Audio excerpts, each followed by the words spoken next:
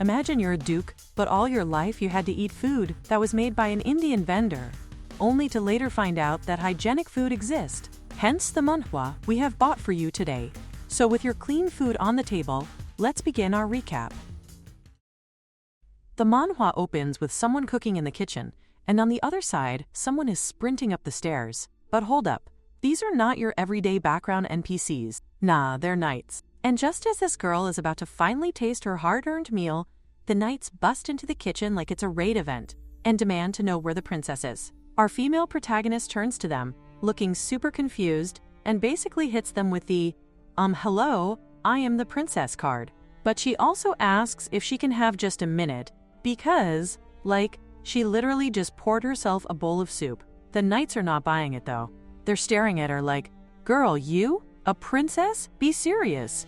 Even though she confesses it straight up, the way she looks right now just doesn't scream royalty. Everyone's confused, but the knight captain doesn't play around. He orders his squad to take her with them. And just like that, she's dragged away. Soup left untouched, mission failed before it even began. Tragic. The scene cuts to the main hall, where all the servants, the emperor and the empress, are standing in front of someone important. Luna gets hauled in and makes her way forward, straight up going to sit with her royal fam like she belongs there. But Ingrid, the first princess, throws shade right away. She basically declares that this space belongs to the royal family, so Luna better get up before she gets flogged. Luna, unfazed, claps back that she's also a princess. The red-haired baddie snickers, saying she did hear rumors about some princess who lived in an abandoned castle, and starts wondering if that really was Luna. People in the hall begin murmuring, whispering all kinds of mess because they legit thought Luna had died ages ago. But Luna? She's chillin'. Ice cold. She doesn't care if they laugh, whisper, or throw shade, because she drops the biggest spoiler of the century. They're all going to get beheaded anyway. How does she know this? But here's the gag. Luna knows everything that happens in this kingdom. Why? Because she read about it.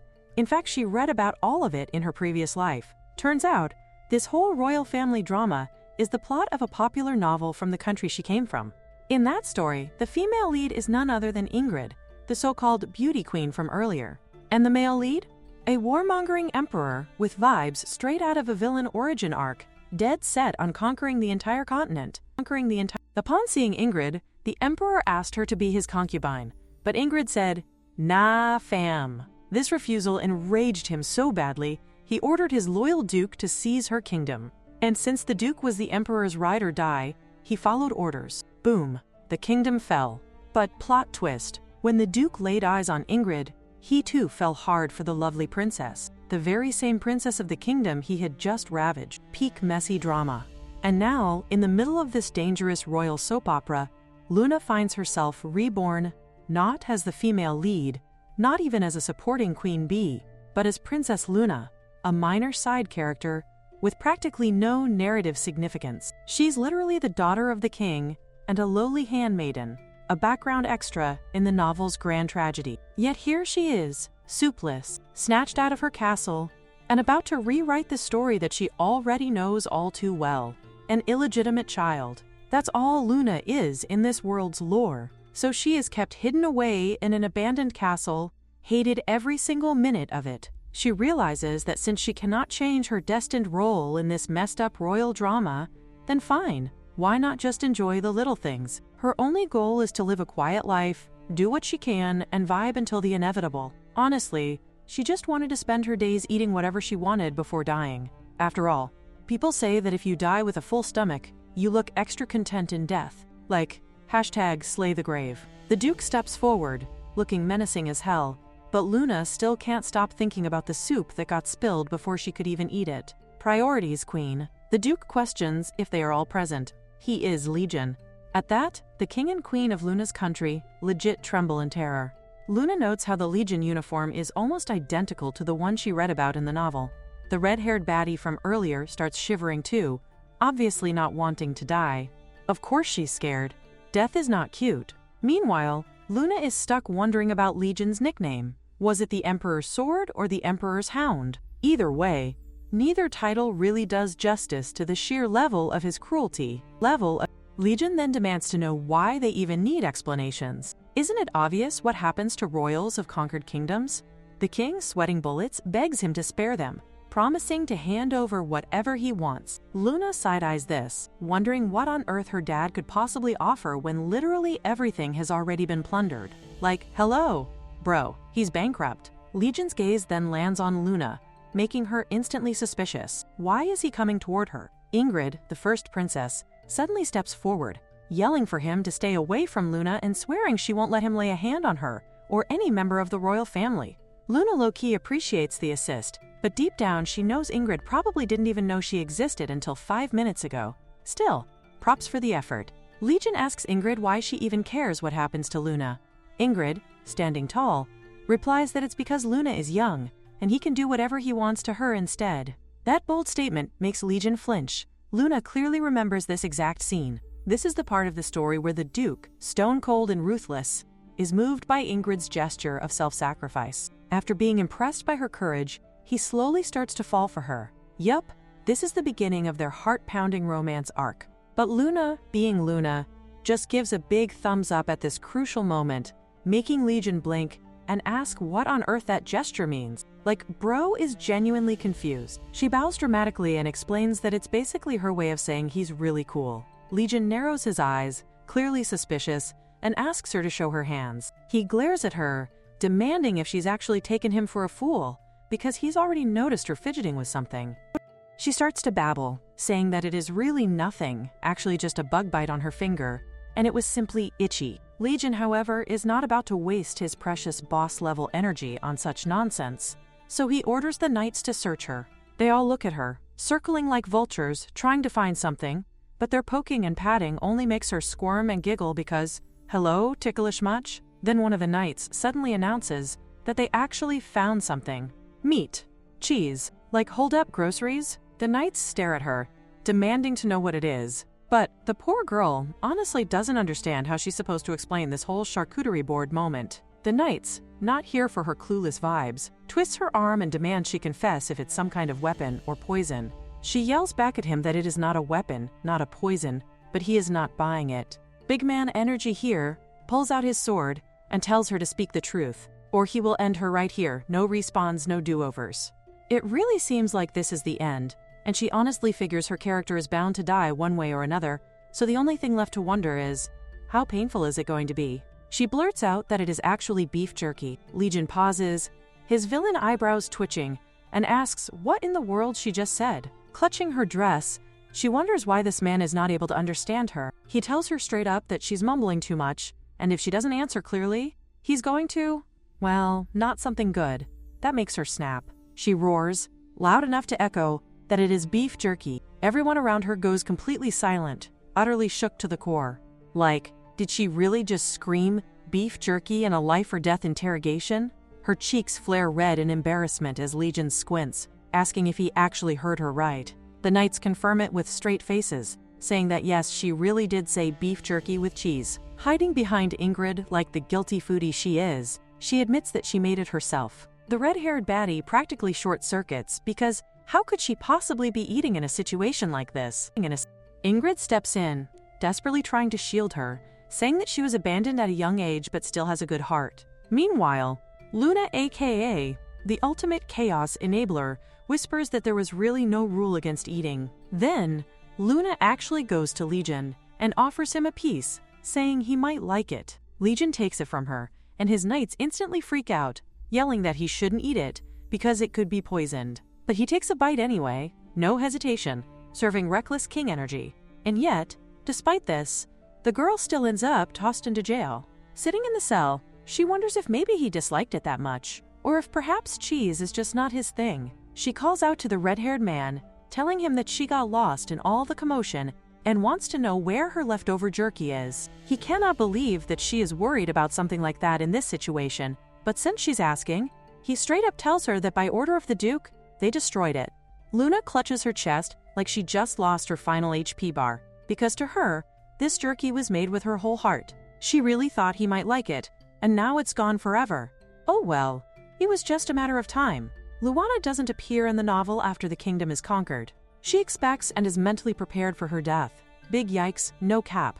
But she never imagines it could be because of that beef jerky. As angry as Legion is, she wonders if he will still make her death quick like he promised. Because what if he thinks she intentionally tricked him by giving him disgusting jerky and punishes her for it? Or what if he just leaves her locked up in this tiny cell forever? She has already experienced being trapped all her life, but the thought of living out her days here is a whole new level of tragic. Legion comes and, calling her a witch, makes her even more confused. Did he really just call her that? He tells her she must already know what she has done. That beef jerky she made somehow made his family's food taste foul for generations, as if a witch cursed them.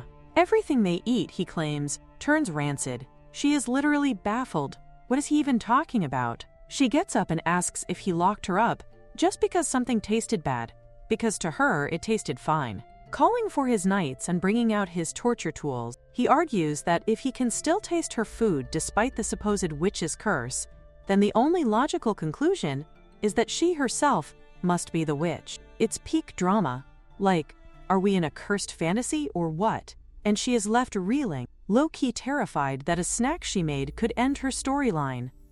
The girl is really dumbfounded because what the hell is he even spouting? But sure enough, it's coming back to her. She remembers something like that from the book. That's right. Some witch placed a curse on his family. They were robbed of the ability to properly taste food. Everything they ate would taste like garbage, leaving them unable to experience the joy of food. That witch disappeared without a trace, but the Duke's family has been in relentless pursuit of her to get revenge ever since. With the anguish the curse has inflicted on his life and his family, his hatred for her is immense. But she is really not a witch, just a really small character in the novel, because she is sure that the book really didn't say anything about her being a witch. She says to him that she is really not a witch. He says that naturally he didn't expect her to confess to it either, but again, he does find ways to open her mouth. Poor Luna. Her plan was really just to enjoy her life eating good stuff until she died. Nowhere did it include getting tortured. She really needs to find a way out, or this crazy Duke is going to torture her endlessly. She drops to her knees and says that he got it right, she really is a witch, because right now playing along with him is the only safe way for her. She says to him that she is really a witch in title, but in reality she can't cast or lift any kind of curse. She shows him the scar on her hand, saying that it is a mark of a witch, which is clearly not. It is just a scar she got while cooking. She says that she cast a spell on the beef jerky. Luna insists that this is right, but she really didn't need to do anything to cast a spell on that, because she used high-quality beef and then she added some of her special ingredient. He questions if she is talking about some instant portal or what. She shouts like, bro, why would she even do that? Anyway, she puts it out there that she has confessed regardless, so she wants him to move past this torture session. Legion still glares at her. That beef jerky was able to feel its texture.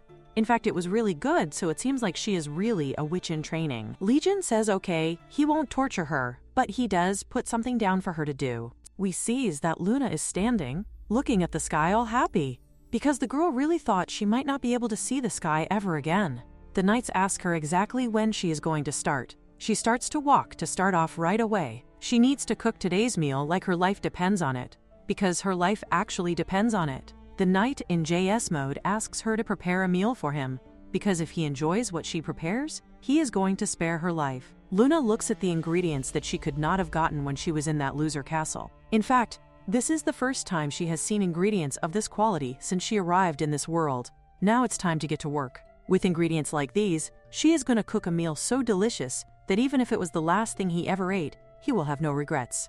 Luna is cooking when the knights note that she has an interesting knack for selecting ingredients. Finally, she puts the soup together and the food is done. She places the lid on top to keep it warm and nice. She tells the knight that the food is ready, and he asks her to follow him.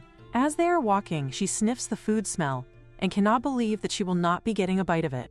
The door opens, and in front of her, Legion is sitting. Luna makes herself calm and tells him that the food is ready. She is in her head thinking, there is no way that he is not going to like it. Legion, seeing it, questions what kind of food this is. At first, she is taken aback and then starts to ramble that it is the meat-filled soup she used to love in her previous life a lot. This is what she actually wanted to tell him, but cannot, so she just says that it is her own creation. Legion scoffs at her, saying that preparing an unknown meal when her life is at stake means she has got some nerves. Luna internally puts it as, this man is really a jerk face, and he should just shut up and eat. With that incredible beef, fresh vegetables, and delectable peanut sauce, nobody can resist it. She happily says to him that actually, it is going to taste good with the sauce there. Legion asks her to eat first, to check for poison. She huffs like, seriously, if he really thinks that she will poison the food, or what? But she is really not going to do anything like this with food. First, they need to wrap the beef in the cabbage leaf and then dip it in the sauce. That is her homemade sauce, and then eat it. It is insanely delicious to her. Legion is really done with her. He asks her what this is that she is using to eat. Luna replies that these are the wooden sticks that are used to eat food. When she realized there were no chopsticks in this kingdom, she crafted them herself with the nanny that raised her. She is so on her little story, while Legion is thinking that this food must really not be poison, but to be sure, he is going to wait if she develops some later poison effects. Later, she slams the take that no way, because it is not going to taste good that way. No matter what the dish is, it is only going to be yummy when it is hot. Legion finds her really strange and wonders if all witches act the same way. But, strangely, for some reason he feels that she is really not lying. So he takes the bite and swallows it down. Luna, while standing there, waits to hear his truth. And he puts the fork down and glares that, with all that was at stake, she really did choose to serve this meal to him. Perfectly balanced, sweet Napa cabbage is tender and savory, paired with premium beef and a delectable peanut sauce to top off the flavor. This taste is really something, but Luna cuts into his thoughts, asking if it is good. He only glances at her and points out that it tastes just fine, yet Luna can clearly see on his face that he loves it. She starts to chatter that it tastes even better with noodles, mentioning that there is a type that is like pasta but slightly thicker, and it goes perfectly with the broth when boiled together. Suddenly he slams the desk and tells her that when the emperor of his country sent him here, he was promised something, and that is from the soil of his conquest, he can choose one thing for himself before handing the kingdom to him. Of course, there was nothing in this feeble little kingdom that he wanted. He leans toward her until now, leaving Luna confused, shouting internally that this is really not in the book. She clenches her hand, making him wonder what the hell she is up to now. Luna asks him to hold up for a moment, sniffles and questions if he is referring to her, and what exactly he is planning to do with her. He instantly replies that she will stay locked up until his administrative duties here are completed. Then she will accompany him back to the Empire. This means that she will have to live the rest of her life cooking for this insane man. She asks if he would like to think it through, because, beside her, there is this one blonde and red-haired baddie. But Legion says to her, no thank you. She presses further, telling him that he should think about it more. After all, it is a big decision. He glares at her for daring to question his decision. Hearing her stomach growl, he orders his knight to let her eat, and then lock her back in that cage. Luna is standing in the kitchen because she still cannot believe how she ended up becoming his servant. She cooks the food for herself, thinking that she will be able to think more clearly on a full stomach. She is making some balls with the stuff she prepared and also singing. The knights ask her what exactly she is doing, and she tells them that she is singing while making these balls, because that way the food will taste even more great. The knights scoff that, to them, it sounds more like a spell. She cannot believe that these guys also think she is a witch. She says to him to say whatever he wants, and then asks if he would like to try. He is at first taken aback, and then starts to sing the song. Luna is really having fun when she points out that they should look at his ball, but it is nothing close to a ball. She tells him not to worry, because she is going to show him how to do it. She says to him not to worry, because now she is going to teach him how to do it rightly. They start with a mix of eggs, and finally dice the vegetables, then add some perfectly seasoned rice. Now they all just need to squeeze them to make balls, and they are done. Luna asks the knight to give it a try, since he has bigger hands than she does. The knight thinks that she must be one of those friendly witch kinds. He suddenly flinches because, for some reason, it feels to him like Legion might be keeping an eye on him. Finally, the balls are made, so now it is time to eat them. She takes the first bite, and it is indeed super delicious. The cooked vegetables and the seasoned rice go perfectly together. Luna suggests that the knight take a bite too. At first hesitant, he finally takes the bite, and his eyes start to gleam. It is really chewy and delicious. She packs some for him so that he can share them with his buddies. He asks her what she is going to do with the rest of the balls. She replies that she is going to give some to the nanny of hers, and asks if he could take her to where she is being held. The knight says to her that he does not think this is possible. She asks him why that is so, and the scene shifts to the two of them now standing in front of this big door that looks really creepy.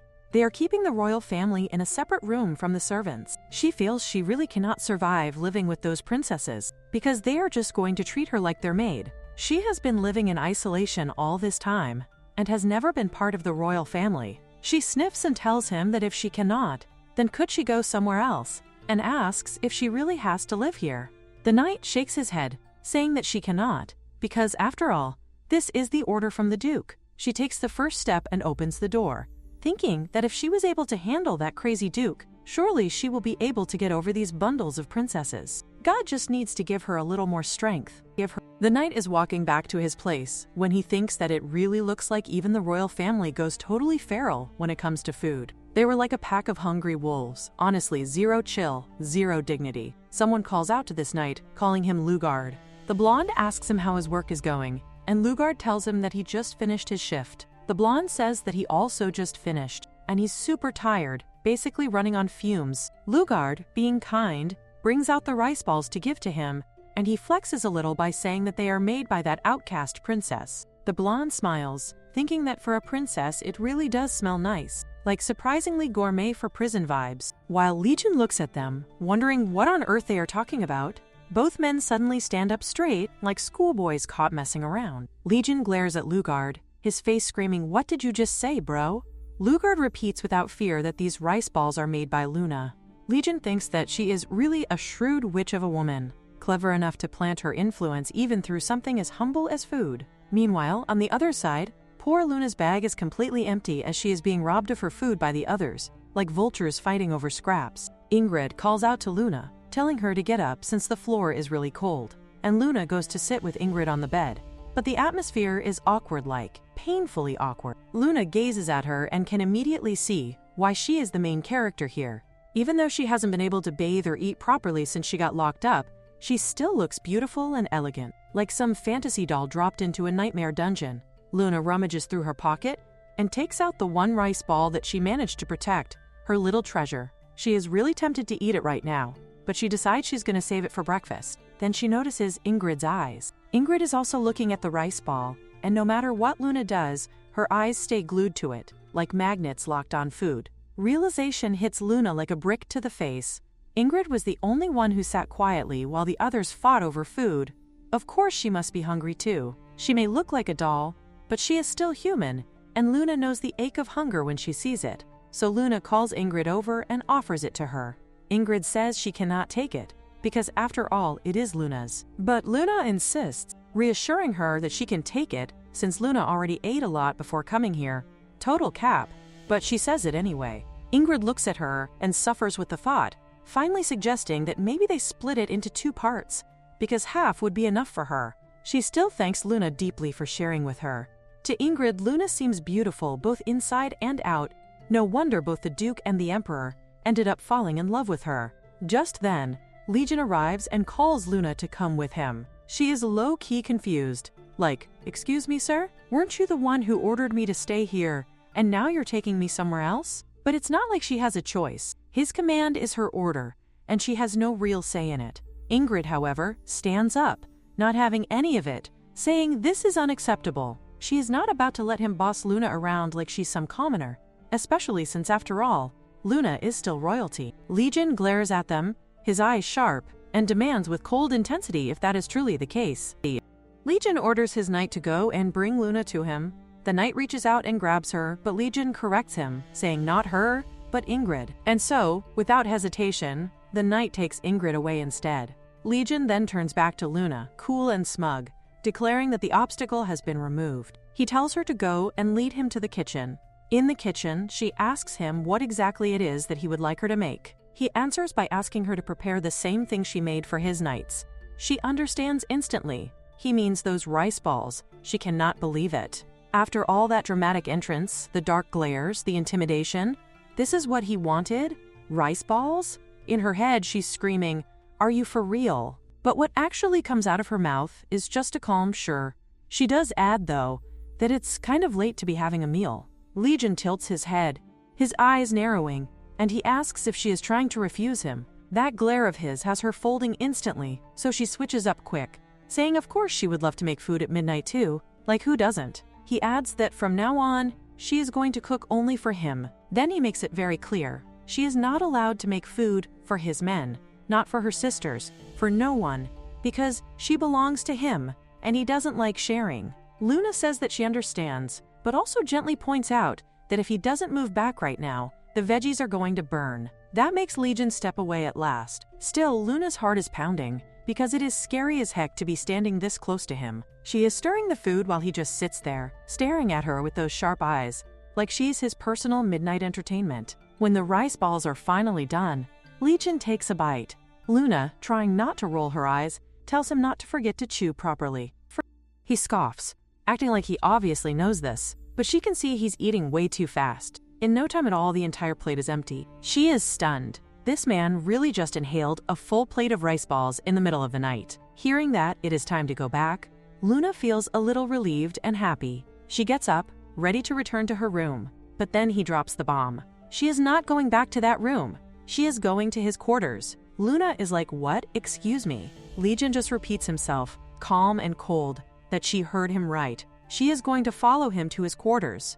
Luna, completely confused, asks if by that he means his room, because why the hell does she have to go there? Legion explains that while he knows she doesn't have the guts to run away, he still doesn't want to take any risks. That's why he's going to keep her there, where he can keep an eye on her 24/7. Luna admits to herself that he's not wrong about one thing. She really does not have the guts to run away. But she tries to console herself, thinking it's going to be fine anyway, because surely he must live in some fancy suite with multiple rooms. That was, however, just her wishful thinking. When she steps inside, she cannot believe it. It's one room, just one. Out of the entire palace he could have chosen anywhere, but nope. This man went and picked a single room setup. She swears she would rather be at the mercy of that stupid princess than stuck here, seeing him casually changing right in front of her. Like, why the hell did it have to be this room? She tries to take a little peek while she is at it, and oh lord, he is kinda lean and low-key fit. She really thought all the nobles were built like marshmallows under their robes, but nah, this guy is breaking stereotypes. Legion, however, notices her side-eyeing him and instantly glares at her, which makes her snap her face away like a kid caught staring at memes in class. Still, she cannot help but notice that it does look like he has not been eating well because of that curse. And honestly, it checks out, since he literally could not taste anything before her food showed up in his life. Legion catches her mumbling to herself and asks what she is going on about, and Luna notices how much he has actually changed. Without his scary uniform on, he does look really different, almost normal. But then he grabs his sword, and instantly the vibe check fails, because no matter what he wears, he is still scary as hell. Luna, still bold enough, wonders aloud if she could ask him something. She asks if he is really about to sleep like this, because it looks mad, uncomfortable. He shrugs it off, saying he barely sleeps tightly, and even when he does, he can't stay asleep for long because of that damn curse. Finally, she straight up asks him what exactly that curse does, and whether he really cannot taste anything. Legion scoffs like, "Excuse me, but isn't she the witch here? Shouldn't she know more about curses than him?" Luna awkwardly admits that curses are not her specialty, that's not her niche content, and she honestly does not know much about them. With a little pause, Legion actually admits that he can taste things, but everything tastes absolutely foul. Like, bread is basically sand in his mouth, and soups or stews taste like literal sewage water.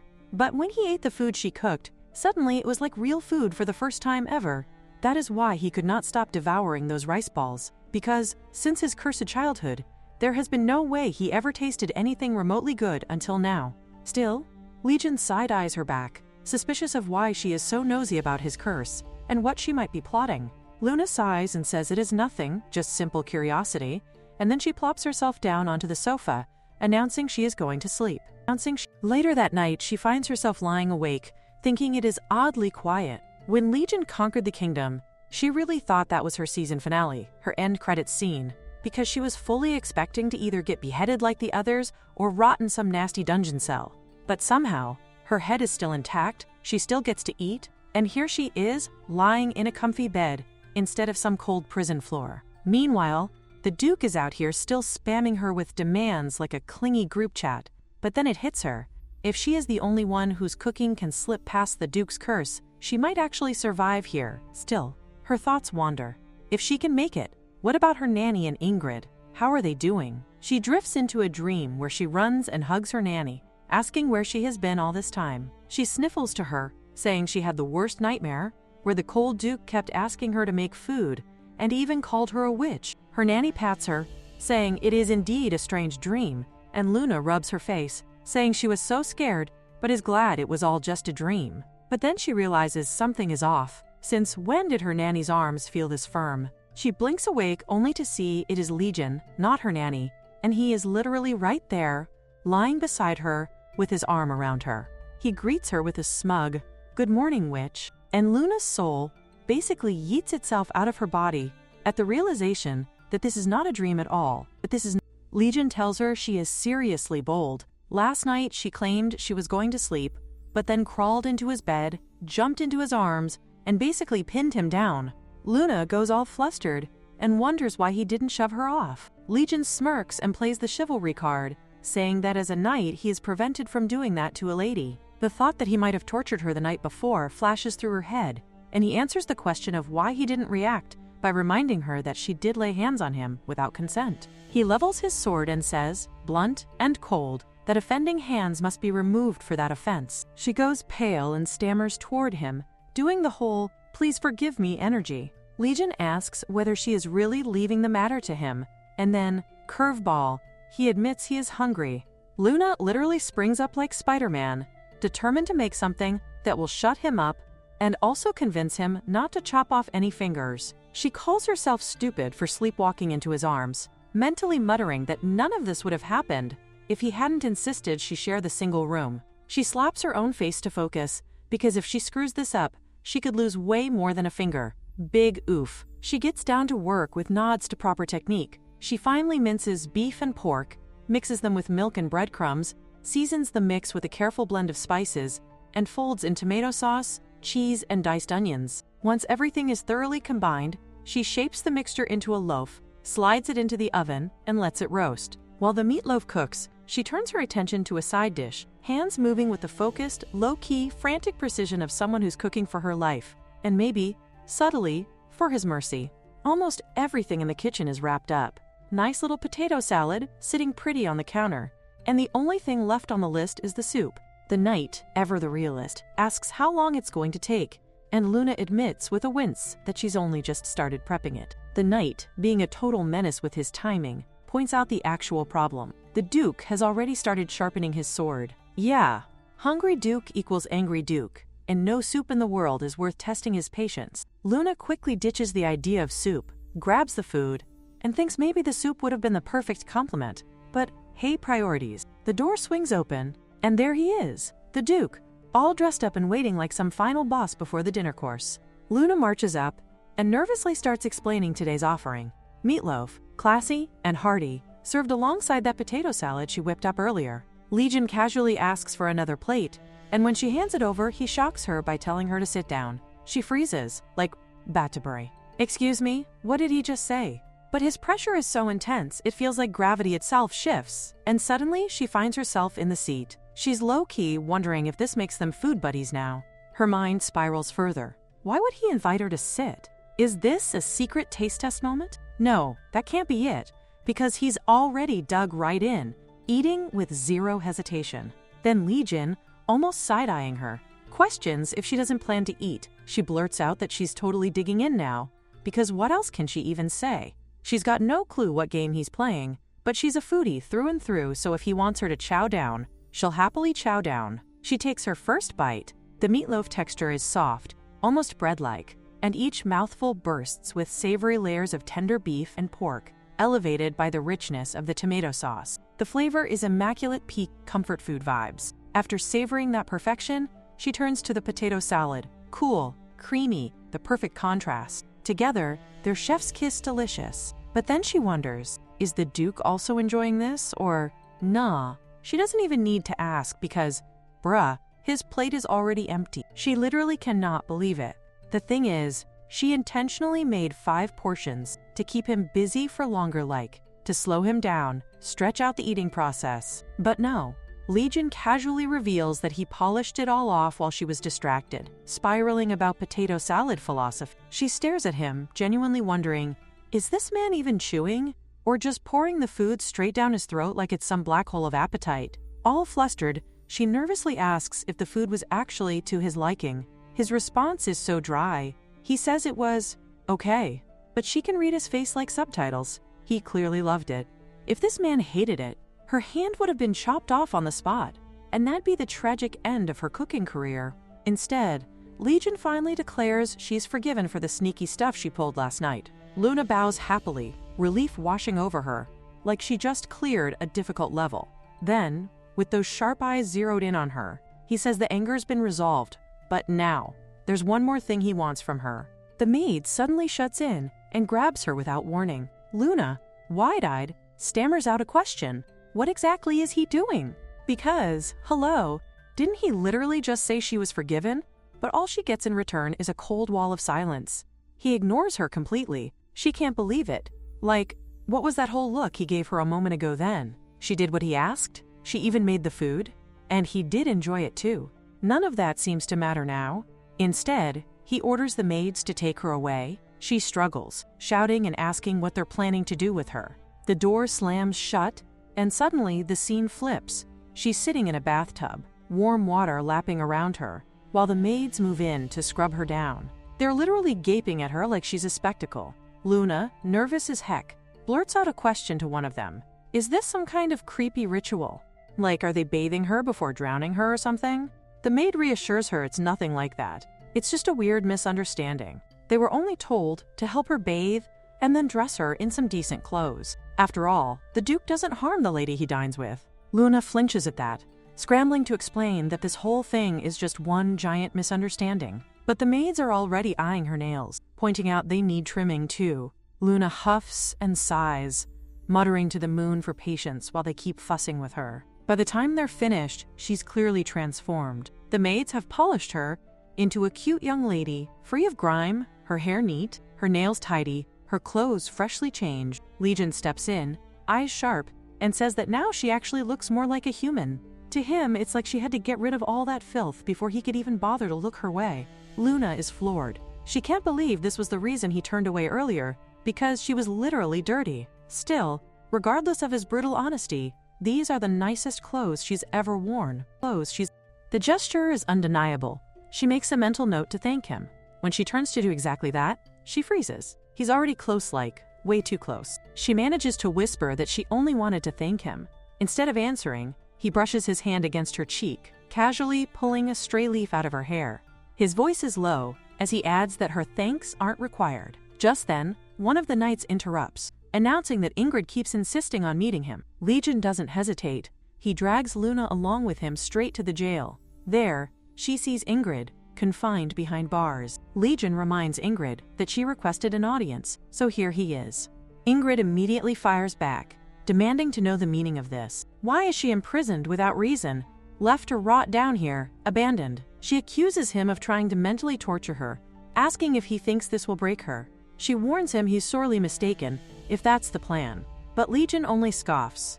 If she dragged him here just to vent these thoughts, then she should save them for his knights next time. He declares that all she needs to do is stay here and remain unbreakable.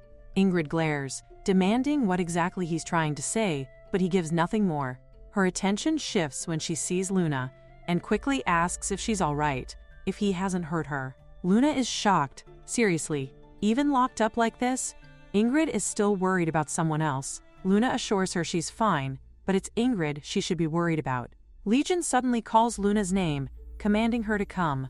Luna yells back a quick, "Okay, sure, I'm coming," then turns to Ingrid and urges her to hang in there a bit longer before she hurries away.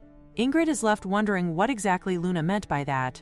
Outside, Legion scolds Luna, saying she isn't allowed to act on her own free will like that. Luna, panting as she catches her breath from all the running, quickly says she understands. He hands her a lamp, and the two of them begin walking together. She glances up at the statues around and, curiosity bubbling up, asks if they ever give food to the royal prisoners. Legion tilts his head and replies with dark sarcasm, "Food?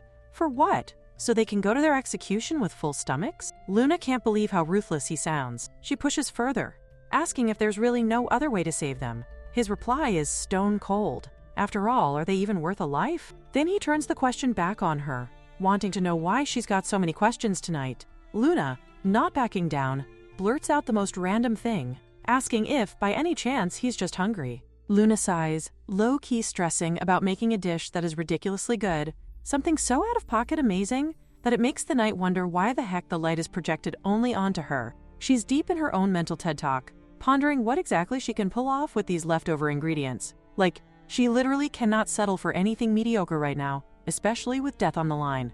Nope, not it. She really needs to make this count. Back at the stairs, Legion replies to her with his usual deadpan nightcore attitude. After all, it is almost lunchtime, so he really doesn't understand why she's acting like this all of a sudden. By now, she should know when the food bell is near. She should already be back in the kitchen hustling. Honestly, she is so done with his annoying personality. She fidgets, twiddling with her fingers, and blurts that for this meal, she got a request. If he actually likes this food this time, she wants him to let her cook for the royal members and the maids too. Seeing no response from him, she spirals a bit inside, wondering if she just crossed the line. Was that aggressive? Was that selfish? But all he asks her is simply, why? He hits her with that monotone curiosity. She's baffled like, sir? Did you not hear her?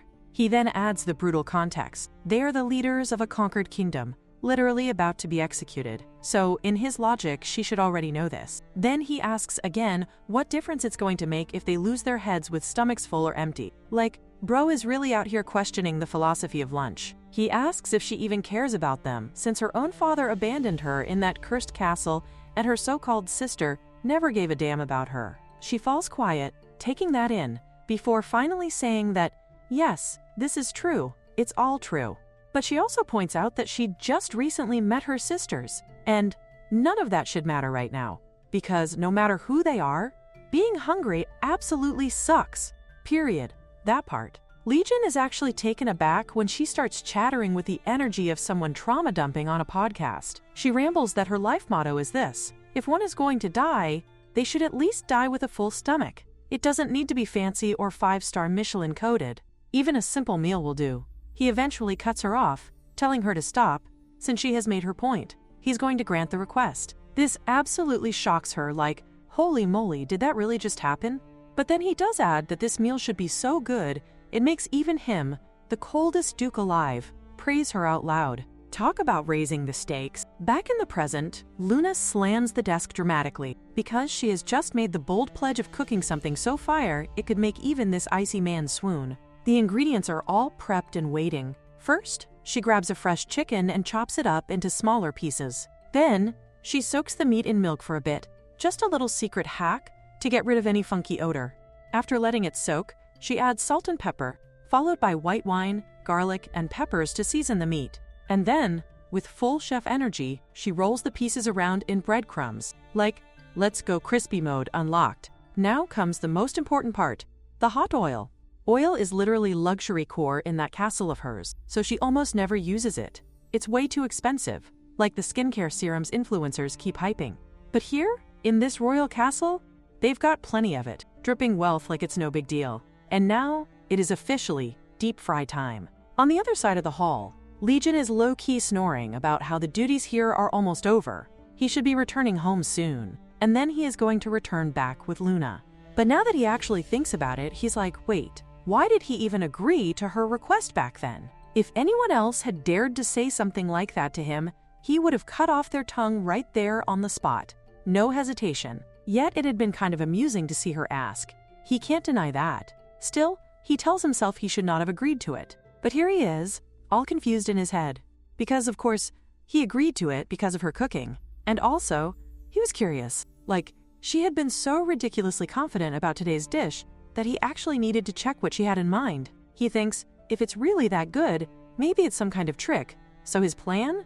Just eat the food and then not keep his promise. Problem solved. Or so he convinces himself. The door knocks, snapping him out of his overthinking spiral, and he sees Luna excitedly enter the room, like a kid, revealing their science fair project. She tells him about today's menu, fried chicken with beer. She says with that sparkly, anime-determined look that he is going to love it, because they go great together. She explains that she marinated the chicken with her favorite sauce, and even fried the pieces twice to make them extra crispy. He notices right away that she has soiled the clothes he gave her. Oil splatters and stains are everywhere, a clear sign of how hard she worked on this meal.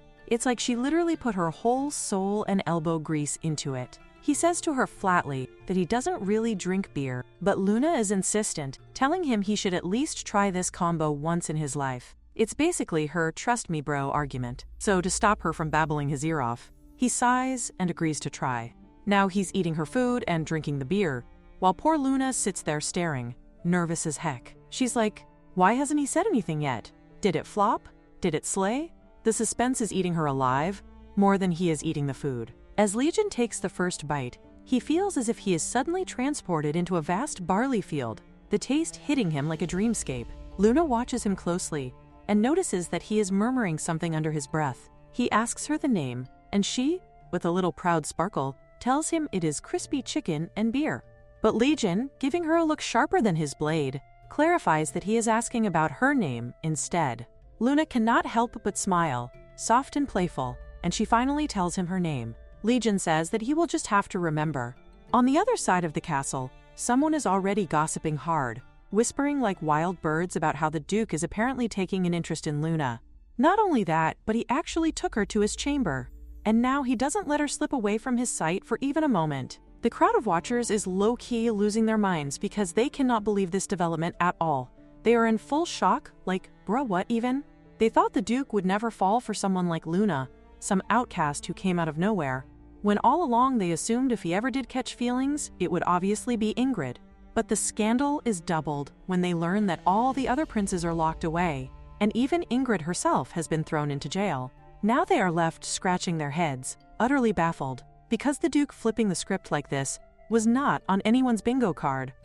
Meanwhile, the knight throw food in front of the king and make it clear that from now on, he will be fed twice a day. They even remind him not to forget about the Duke's mercy, almost like a warning wrapped in courtesy. The king sits there big confused, because up until now, he was absolutely convinced that the Duke was planning to starve them all to death. The queen, however, catches the shift quicker than anyone, and with that knowing smirk, she says that it seems the rumors might actually be true. She points out that the Duke must indeed be with Luna, and that girl must have something to do with this entire change. Not only that, but the queen already calculates that they might also be able to use Luna as an advantage piece in this messy political chessboard. Back in the Duke's chamber, Luna is all excited, her face lighting up as she asks if this is truly for real. Legion only sighs at her and tells her to stop acting like she's in a drama, asking why she cannot just try to believe what is happening instead of doubting. For the first time since she has been with him, she bows her head a little and tells him that she is sorry, admitting that she is so happy that she couldn't hold it in. She never thought he would actually accept her request, and yet here she is, living the moment. But at the same time, she feels like she somehow lost the bet, because despite everything, he never once said that the food actually tasted good. It seems like he is still way too full of pride to say something as simple as that, but Luna doesn't mind. Whatever his expression is on the outside, she is just relieved that at least Ingrid will not be starving anymore. Luna then looks at him and, with a mischievous little grin, points out that it does seem like he is really loving the chicken though, because first he had it at lunch and then again at dinner. Legion shoots her a glare sharper than daggers, the kind that screams, "You better watch yourself," but Luna quickly waves her hands, saying that is not what she means. She explains that the regular fried chicken is good, sure, but there is another fried chicken dish that is even more interesting. Legion raises an eyebrow at her like he just unlocked a side quest, asking what that other dish could possibly be. Luna cheerfully tells him that it is seasoned fried chicken. Legion is stunned for a moment, genuinely not knowing that such a thing even exists. She goes on, hyped like a foodie influencer, explaining that there are actually plenty of fried chicken varieties. One is sauced up beautifully, and another one is prepared with fresh scallions, side mustard sauce, and peanuts scattered across like culinary confetti. Legion immediately feels scammed, real sadness hitting him like a betrayal, because he realizes that she only served him the most basic chicken. Luna tries to calm him down with both hands, reminding him that it is not her fault, because she couldn't make any of those specialty dishes. They simply don't have the ingredients for that right now. And with that, she leaves the thought hanging in the air, as if promising a world of flavors he has yet to discover. Legion tells Luna straight up to list whatever she needs, and he will personally make sure she gets the stuff. Luna, half serious and half sassy, replies that all she really needs right now is money. She explains that she doesn't exactly get the right ingredients in this castle, so she will have to go out, look around, and shop for the proper things, which obviously takes time.